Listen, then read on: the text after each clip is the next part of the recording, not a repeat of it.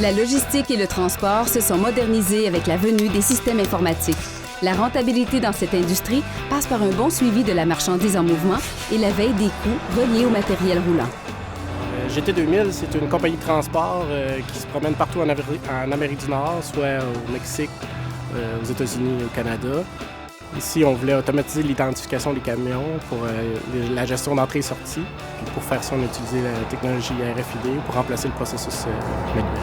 C'est une technologie d'identification qui a de grands avantages, c'est-à-dire de ne pas nécessiter d'intervention humaine pour être capable d'être détecté ou utilisé. On peut détecter des centaines d'items simultanément utilisant cette technologie-là à l'intérieur d'une seconde.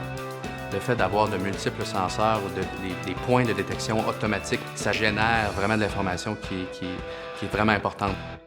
Donc, ça nous permet d'identifier quelle remorque et quel camion se présente à la barrière, à la sortie. Ça permet ainsi de sécuriser, être sûr que la bonne remorque sort avec le bon camion au moment de la sortie. Puis en même temps, de savoir en temps réel qui est à la guérite. Puis à ce moment-là, prendre la décision si on ouvre la barrière ou on l'ouvre pas. Mais tout ça de façon automatique.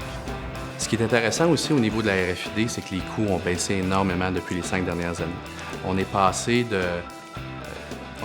à ce que les gens voulaient évaluer la technologie à maintenant ce que les gens utilisent la technologie RFID. Il y a une grande différence entre les deux. Maintenant, le fait qu'elle soit accessible, qu'elle soit robuste et fiable, permet vraiment de pouvoir déployer ça à l'intérieur de nos solutions. Avec la bonne solution d'identification des marchandises par radiofréquence et des rapports en temps réel, les entreprises de logistique obtiennent de meilleurs résultats et réduisent de façon significative les risques de pertes matérielles et financières.